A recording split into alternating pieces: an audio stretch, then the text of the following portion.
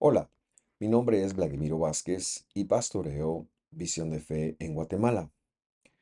Hemos entendido, a través del estudio de la Escritura, que el Evangelio es el anuncio de aquel que es bueno y por ende la revelación de toda la Escritura. Hacemos el esfuerzo de conectarlo desde su lengua, mentalidad original y para ello presentamos este video a usted, esperando que Dios le ayude a crecer espiritualmente y a conectar lo que verdaderamente los apóstoles dijeron en el primer siglo. Que Dios lo bendiga, que esté muy bien. Hasta pronto.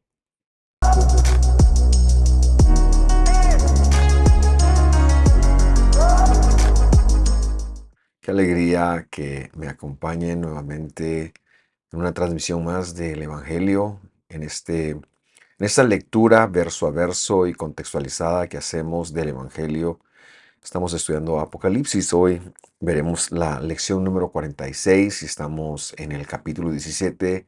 Estamos en esa lista, en esa recta final, perdón, ya hacia terminar lo que dice el Evangelio. Y bueno, como siempre me gusta, hoy vamos a ver la bestia hacia el futuro, la bestia del futuro, pero me gusta siempre empezar con un breve resumen de lo que veíamos la semana pasada.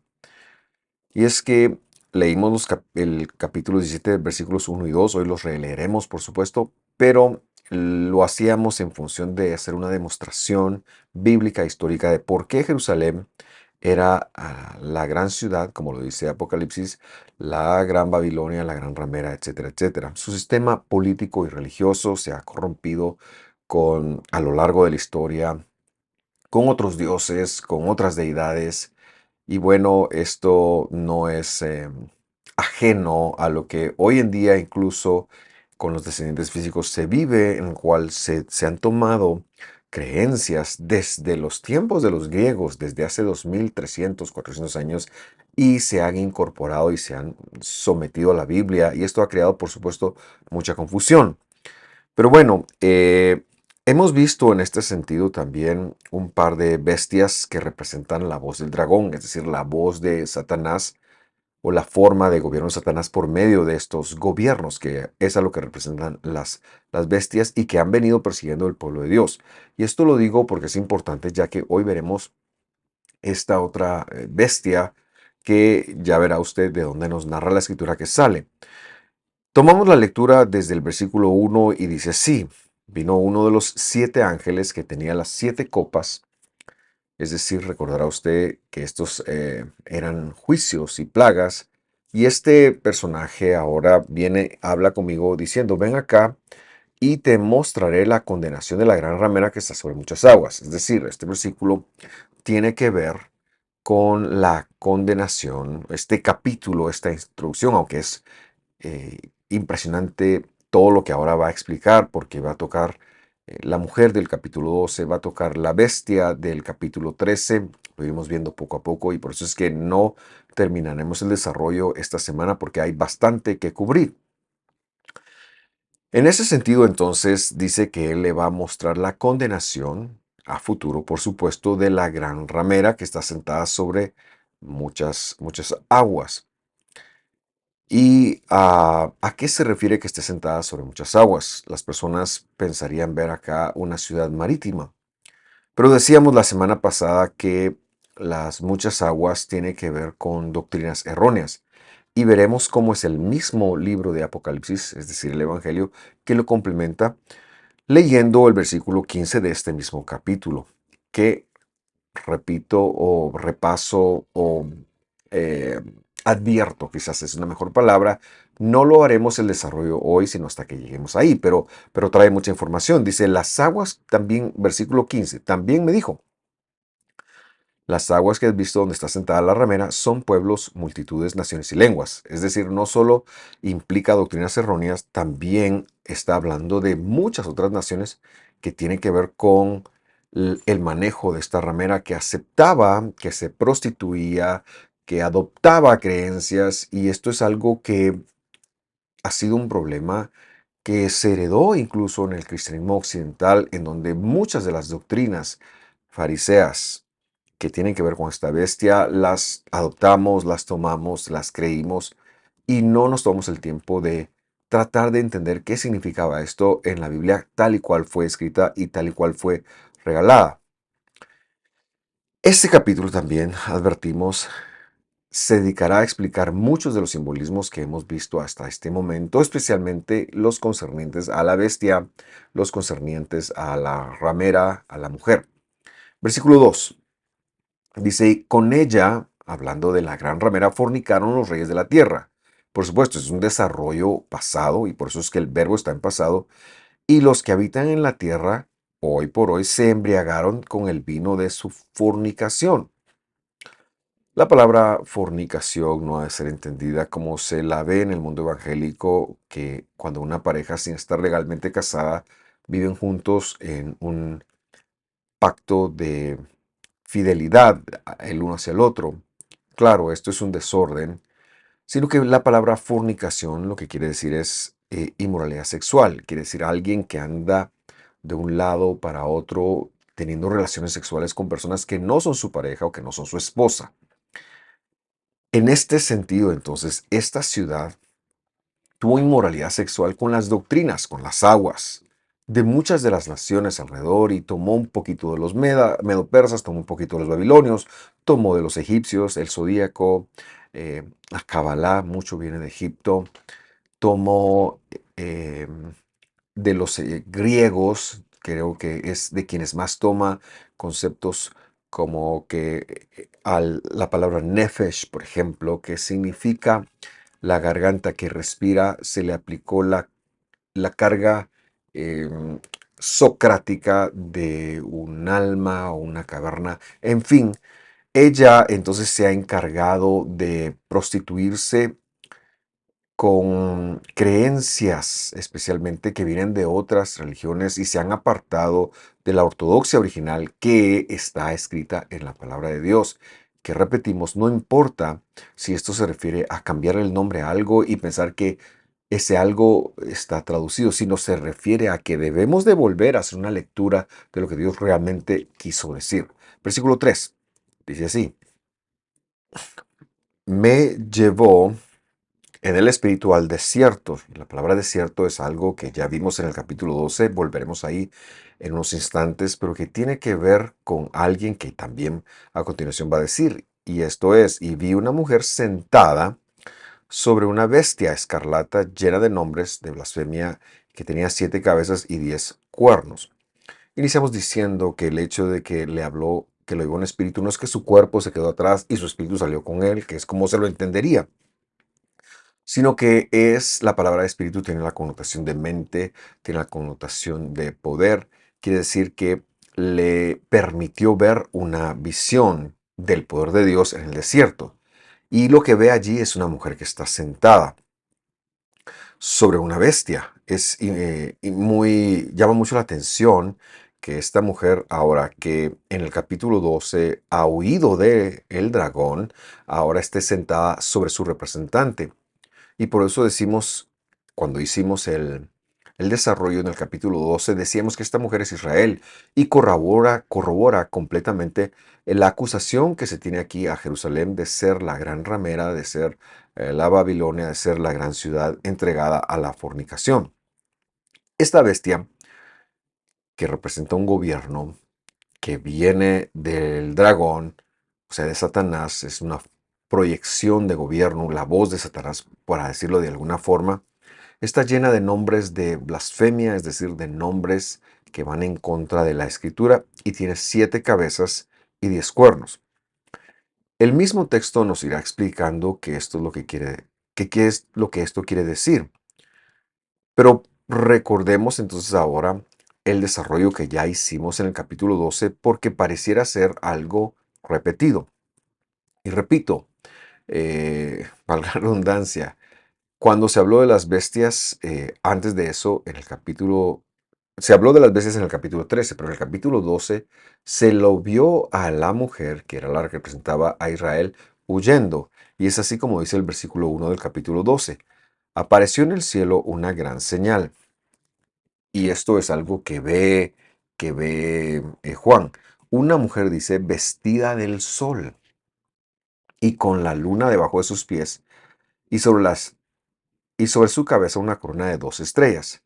Cuando hicimos el desarrollo aquí, conectábamos que se refiere a Israel. La mujer es Israel, el sol y la luna son alusiones a Dios en su plenitud y en su disminución, y las 2 estrellas, por supuesto, son el pueblo que representa. Adelantamos la lectura hasta el versículo 6. Dice, y la mujer huyó al desierto.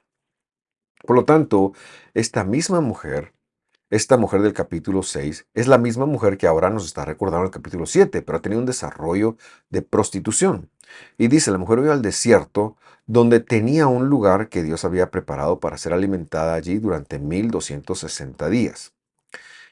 El momento histórico que el capítulo 12 está hablando con respecto a la mujer se refiere a Israel peleando en contra del dragón, en contra de la bestia que representa a Satanás. Para ser específicos, es o tiene que ver con el imperio Seleucida.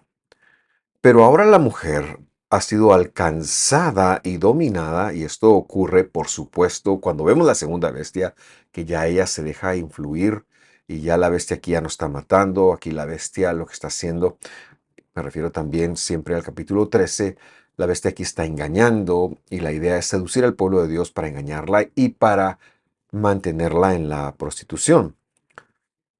Recordamos que esta bestia tiene que ver con los gobiernos, con los imperios, y es que después de los Seleucidas hubo un espacio de autogobierno judío que de todas formas continuó con la influencia de la bestia hasta que llega a Roma, y Roma no es otra cosa más que otro imperio, otra bestia, y por supuesto que vemos a algunos, no voy a decir a todos, porque hemos de señalar que cuando nos referimos a la gran ramera, a la Babilonia, nos referimos a aquellas personas que dentro del pueblo se han prostituido, pero es que estas no han sido todas tampoco.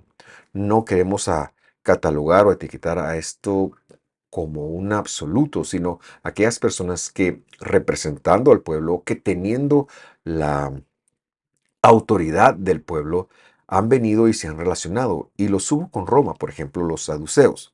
Los hubo a lo largo de la historia. Siempre ha habido una parte que se plegó a lo que estaba pasando. Ahora bien, esta bestia, dice, estaba llena de nombres de blasfemia. Y recordamos que representa la voz del dragón en primer lugar. Por eso es que tiene nombres de blasfemia. Y en segundo, representa el icono del dragón o el icono de la bestia, la cual es la apostasía, es decir, la herramienta de la blasfemia sirve para que aquellos que han conocido de Dios se aparten de Dios, que es lo que tiene que ver con apostasía. Tenía 7 cabezas y 10 cuernos. Esto nos recuerda a otra bestia, o a otro escrito que ya leímos, y en un momento haremos la relación, pero ahora la relación era ser la mujer. ¿Quién es la mujer del 17? Pues es la misma que del 12. Seguimos la lectura regresando al 17 y vamos a leer el 4 y el 5 ahora. Dicen así. La mujer, la del 17, dice, estaba vestida de púrpura y escarlata. Ahora va a dar una descripción de la mujer, y estaba adornada con oro y piedras preciosas y perlas. En su mano tenía una copa de oro, perdón, llena de abominaciones y de las impurezas de su inmoralidad. Es decir, es un pueblo que se ha corrompido, que ya hemos descrito quién. Pero el versículo 5 no deja lugar a dudas. Y dice, en su frente estaba escrito un nombre, un misterio. Babilonia, perdón, la grande, la madre de las rameras y de las abominaciones de la tierra. En este momento específico se tienen algunas opciones para pensar en quién es Babilonia. Nosotros hicimos el desarrollo en el capítulo pasado y confirmábamos que es la gran ciudad, es decir, la Jerusalén terrenal, la que según Pablo en Gálatas engendra hijos para esclavitud, que no es la misma que la Jerusalén celestial, la cual da hijos para libertad. Hemos leído, perdón, estos dos versículos juntos porque entonces nos termina de confirmar quién es la mujer y lo que hemos mencionado con respecto a Babilonia, la madre de todas las rameras. Dependiendo de quién hizo la lectura y el momento que se vivía, por ejemplo, el protestantismo, cuando leía esto pensaba en Roma, porque vivía embates de Roma. Algunos podrían pensar también en Egipto, algunos podrían pensar, de hecho lo he escuchado incluso hasta que leen que la madre de todas o esta Babilonia puede ser Nueva York o alguna ciudad actual, pero eso no tiene ningún sentido, porque la misma Biblia nos ha dicho que esta ciudad se refiere a la Jerusalén terrenal y más que a sus habitantes como un todo, se refiere al sistema religioso filosófico que la ha dirigido. Y por eso es que en su frente había un misterio, es decir, un secreto, algo que Dios ahora va a revelar. Y ese misterio es que Babilonia la Grande, es decir, la ciudad grande, es decir, Jerusalén, como lo hemos desarrollado, es la madre de las rameras y de las abominaciones de la tierra y se refiere, sin lugar a dudas, a los descendientes físicos de los patriarcas que a lo largo de la historia eh, porque recordamos que esta visión se da en el siglo primero, pero tiene un marco de referencia con todo lo que ha sucedido en el testamento de los antiguos, en el pacto de los antiguos, y por supuesto en el primer siglo con aquellos que han seguido a Jesús. Entonces, no podemos pararnos en el siglo XXI y pensar que es quien nosotros pensamos, sino es el marco de referencia aquí es que Juan, que ha sido perseguido,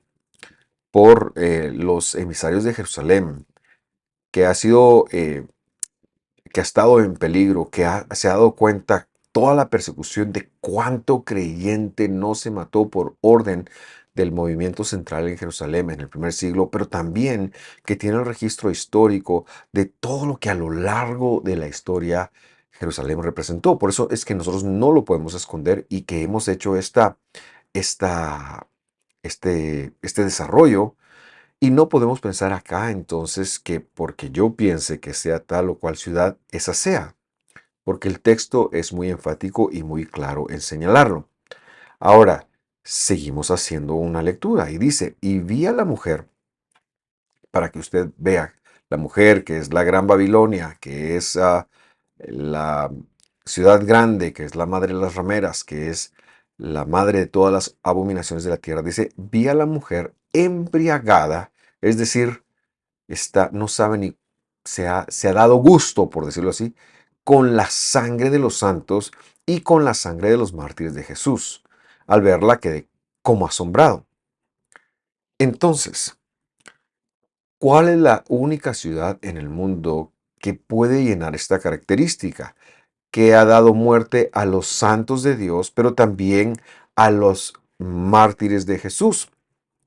No podemos pensar en que Roma alguna vez persiguió a Elías, persiguió a Eliseo, sino que los santos del Señor, vamos a dividirlos en dos grupos. ¿Quiénes son los santos? Los santos del Señor son todos aquellos cuya sangre fue derramada en el pacto de los antiguos, lo que se conoce como el Antiguo Testamento. Y esto nuestro Dios y Mesías lo ha enseñado tan fehacientemente en el capítulo 23 de Mateo. Vamos a leer el versículo 34. Miren cómo lo dijo Jesús para el siglo I, año 30, más o menos. Por tanto, miren, yo les envío profetas, sabios, escribas. A ellos y de ellos, perdón, que pueden ser los mismos judíos. A unos los matarán, crucificarán, y a otros los azotarán en sus sinagogas y perseguirán de ciudad en ciudad. Verso 35. De manera que venga sobre ustedes toda la sangre justa que ha sido derramada sobre la tierra, desde la sangre del justo Abel, es decir, del hijo de Adán y Eva, hasta la sangre de Zacarías, hijo de Beraquías, a quien mataron entre el santuario y el altar. Jesús está dando un testimonio de que muchos de sus profetas, muchas de las personas que son los santos de Dios, que se han enviado, ellos les dieron muerte. Esta lista podríamos encontrarla también en el capítulo 11 del libro de los hebreos, quienes son la lista de los santos, la lista de lo que llaman como los héroes de la fe, pero aquellos que son los destacados de Dios y que vivieron la consecuencia de la prostitución de un grupo de personas, fueran los reyes en ese momento, fueran los sacerdotes que se habían pervertido, fueran los maestros, fuera quien fuera. Y, y se refiere a gente como Jeremías, gente como Isaías. Quiero hacer una mención de Hebreos. Vamos a leer el capítulo 11, versículo 36, y dice así. Otros recibieron pruebas de burlas y de azotes, además de cadenas y cárcel. 37. Fueron apedreados, aserrados. Dice que Isaías, según la tradición judía, fue aserrado. Experimentados, muertos a espada. Anduvieron de un lado a otro cubiertos de pieles de ovejas y de cabras. Esto podría incluso hablar de Juan el Bautista. Pobres, angustiados, maltratados. Versículo 38. El mundo no era digno de ellos. Andaban errantes por los desiertos, por las montañas, por las cuevas y por las cavernas. En fin, todo aquel que sufrió o que fue martirizado por la fidelidad hacia Dios, como los mencionados, ellos son los santos. Y la mujer, que es por medio de la filosofía o la religión que controla o que ha controlado a Israel, es responsable por ello. Ahora, también nos habla de los mártires de Jesús. Y bueno, ¿a qué mártires de Jesús se refiere? Entendemos que el Imperio Romano en el segundo siglo, especialmente, martirizó a muchos creyentes en el Mesías. Pero hemos de recordar que en el primer siglo, cuando esto se escribe, el contexto que Juan tiene y lo que entendería cualquier creyente es que la ciudad que más persiguió fue el movimiento político, religioso, filosófico de Jerusalén, encabezado por los saduceos y secundado por algunos fariseos. En fin, en el primer siglo, las personas que persiguieron y martirizaron a los creyentes, judíos, debemos de decirlo, porque eran judíos, en Jesús fue exactamente la misma Jerusalén. Ahora vemos que el versículo empieza a explicar, y esto es muy importante que lo conectemos de la manera correcta para maximizar la comprensión. Y aquí es donde yo le pido que usted, si tiene que volverlo a ver o detener el video y verlo y comparar, creo yo que sería muy bueno. Versículo 7 dice, y el ángel me dijo, porque estás asombrado. Aparentemente Juan estaba asombrado de lo que había visto. Y dice, yo te explicaré el misterio de la mujer y de la bestia que la lleva y que tiene 7 cabezas y 10 cuernos. Esto es un misterio porque es un desarrollo que se ha dado y como hemos mencionado, por supuesto que el sexto sello, del cual ya hablamos, y el capítulo 16, en el cual empezamos a ver las consecuencias a futuro, se encuentran a futuro. Pero el capítulo 17 ha mezclado pasado, presente y mezclar a futuro. ¿Por qué? Porque esto es un misterio. Leamos el versículo 8 para tener mejor claridad en ello. Leemos cuidadosamente. Dice, la bestia que has visto era. Es lo primero que tenemos que ver. La bestia que has visto es la del 17. Era. O sea, ya es una repetición. Ahora está apareciendo nuevamente. Y luego dice, y no es. Porque en el momento que nosotros vemos no ha sido. Se refiere a la bestia de los Seleucidas. Lo vamos a comprobar. Pero luego dice, ha de subir del abismo. En el futuro ha de subir del abismo. ¿Y qué implica el abismo sino lo que representa el no cielo, el desorden, el abismo? Si recordamos cuando se lee Génesis en el capítulo 1, cuando empieza la narrativa, el principio creó los cielos y la tierra estaba desordenada y luego Dios tiene que hacer algo ahí con el abismo, pero el abismo representa entonces el espacio en donde Dios ya no está, lo oculto. Dice esta bestia, entonces ha de subir del abismo. Es decir, era, ya vino, dejó de ser, eso es lo que quiere decir no es, y luego ha de subir del abismo, es decir, va a venir otra vez. Y va a la perdición, o sea, esta bestia se va a acabar. Como que dejó de ser un tiempo, pero se va a acabar. Y luego dice, los habitantes de la tierra, cuyos nombres no están inscritos en el libro de la vida, es decir, aquellos que no han creído en Jesús, desde la fundación del mundo, se maravillarán cuando vean la bestia que era y no es y será. Y usted ve los tiempos aquí. Era, es decir, ¿cuál bestia era? Eso nos queda por resolver. Es, perdón, no es, segundo tiempo, presente, no es, y tercer tiempo será al futuro. Entonces, ¿cuál es este misterio? ¿A cuál bestia se refiere? La hemos hablado y ahora queremos hacer y confirmar el desarrollo. Regresamos al capítulo 13, versículo 1. Dice así, de Apocalipsis, siempre. Y vi que subía del mar, es decir, del desorden de lo que no es de Dios, una bestia que tenía 10 cuernos y 7 cabezas. Es la misma bestia. Sobre sus cuernos tenía 10 diademas y sobre sus cabezas había un nombre de blasfemia. En su momento, cuando hacíamos el desarrollo, hablábamos que esta bestia ya había pasado, ya había sido. Y aquí entonces tendríamos el era del primer tiempo. El misterio es entonces que esta vez bestia, que no es ahora, que es el segundo tiempo, eventualmente surgirá.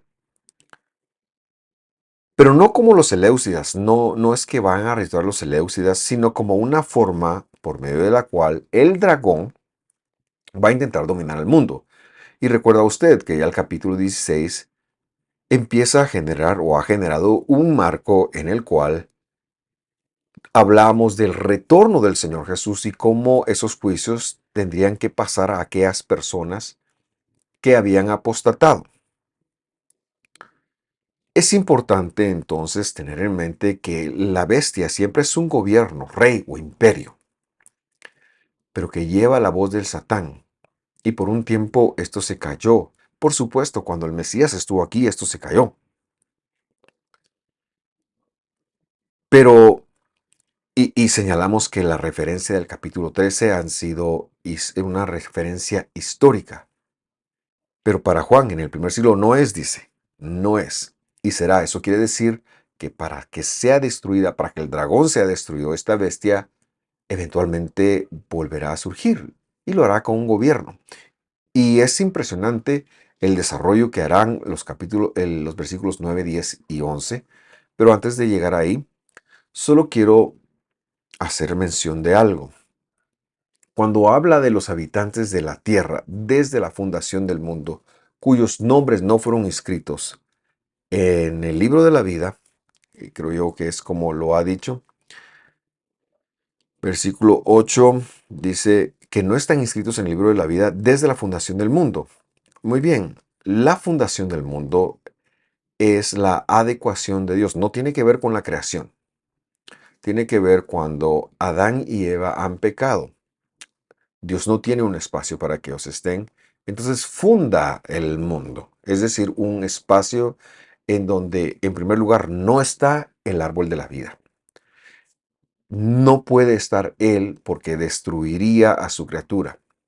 Entonces tiene que crear un espacio en donde la criatura caída pueda vivir consecuencias, pueda existir, pueda tener un ciclo de vida limitado.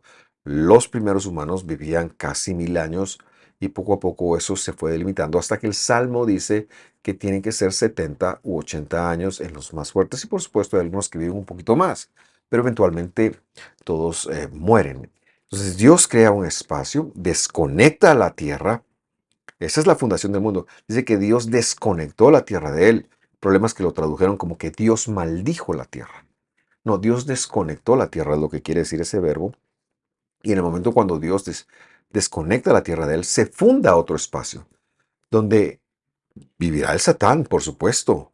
Estará el dragón, estará el mal, pero el hombre puede fallar y el hombre puede estar esperando que un día Dios lo redima. Pero para ello Dios tendría que venir a la tierra y bueno, ese es el desarrollo bíblico. Muy bien, esta gente, los que vivieron, que no estaban inscritos antes de la venida de Jesús, pues son la gran mayoría de las personas que no vivieron dentro de la fidelidad. Pero Dios siempre tuvo un remanente, Dios siempre tuvo una revelación y esa revelación le vamos a llamar la fidelidad. Lo que pasa es que en el primer siglo la fidelidad se materializó, se tomó forma humana, me refiero a Dios, y vino a la tierra. Y estando aquí en la tierra, la fidelidad, Dios Jesús, pagó por nuestros pecados y eso lo convierte a Él en la única fuente de salvación. Es decir, aquel a que Jesús salve y libertare, ese es inscrito en el libro de la vida. Veamos el versículo 9 y dice, aquí está la mente que tiene sabiduría y esto tenemos que conectarlo con el misterio. Las 7 cabezas, dice, son 7 montes sobre los cuales está sentada la mujer. Y esto es un dato histórico, por eso decíamos que este capítulo es impresionante porque va a explicar muchas cosas, muchos simbolismos que nosotros habíamos recopilado de la escritura, pero es que ahora los está confirmando. Y uno de estos simbolismos es el dato de que esta ciudad, que esta mujer, perdón, está sentada sobre 7 montes. Por eso está hablando de la bestia, que la mujer estaba sentada sobre la bestia y esta bestia tenía 7 cabezas. Y esas 7 cabezas, perdón, representan entonces los 7 montes. Y cuando se piensa en 7 montes, inmediatamente la mente de muchos cristianos se ha ido a Roma y ha pensado que el sistema universal apostólico romano es entonces la bestia o el falso profeta o algo. Pero la Biblia no da para eso. La Biblia no da para eso. Pero ¿cuál es el problema? Entonces es que aquí está hablando de que es una ciudad que está rodeada de 7 montes. Hay un dato histórico que se encuentra en el Talmud. El Talmud es el libro rabínico de que Jerusalén se considera tener 7 montes. Y eso no deja lugar a dudas. Yo quiero citar en donde el Talmud, en la porción de Berajot 78a del Talmud de Babilonia, que a su vez se basa en un análisis del Salmo 125 que dice que Jerusalén tiene montes alrededor de ella, hace un conteo y define para el mundo rabínico y por supuesto con una validez histórica para nosotros, de que Jerusalén también es una ciudad con 7 montes. Y entonces esto confirma completamente lo que hemos venido diciendo hasta acá. Los montes hoy en día son conocidos como el monte Scopus, se los voy a dar yo en castellano y actualizado, aunque no son los mismos nombres del Talmud, porque el Talmud le ha dado otro nombre. El monte de los olivos, este sí es el mismo.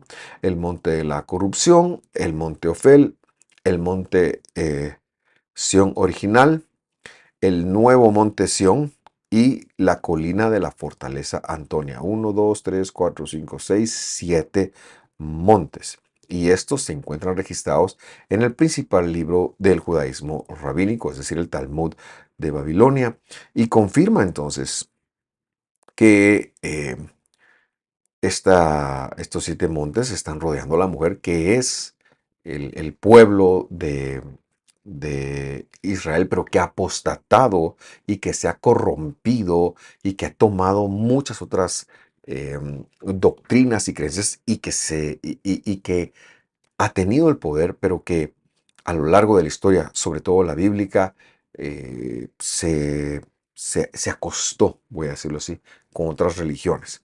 Leemos ahora el versículo 10 para ir cerrando esta clase. Vamos a intentar llegar hasta el 11, aunque yo sé que el tiempo nos ha avanzado, pero es importante terminarlo acá. Verso 10 dice,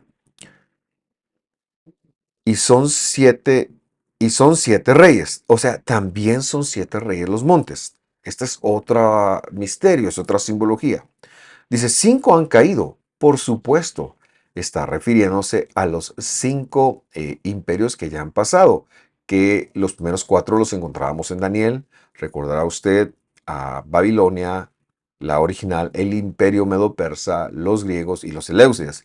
El quinto podría haber sido también el imperio, el imperio o la segunda bestia, la, el gobierno judío de el gobierno judío del siglo I antes de Cristo. Dice, uno es, en este momento podría ser Roma.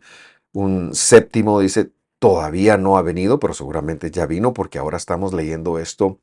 Y dice, cuando venga, debe quedar solo por un breve tiempo.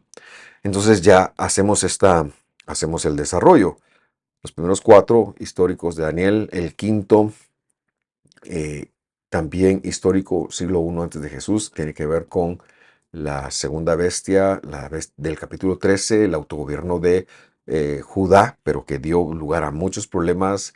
El sexto, Roma, el séptimo, pues uno que iba a venir, pero que iba a estar muy poco tiempo.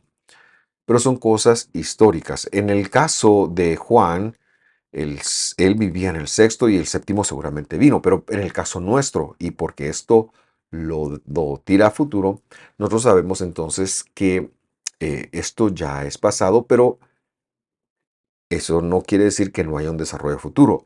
Y ese desarrollo futuro lo va a establecer en el versículo 11, que es a donde quiero llegar. Lea conmigo, dice, y la bestia que era, es decir, aquella bestia de las 7 cabezas, de los 10 cuernos, aquella que representaba la Seleucidad, aquella que no era, que dejó de ser, y no es también, lo repito, la bestia que era y no es también, ahora dice, es el octavo. Ahora habla de un octavo y procede de los 7 y va a la perdición.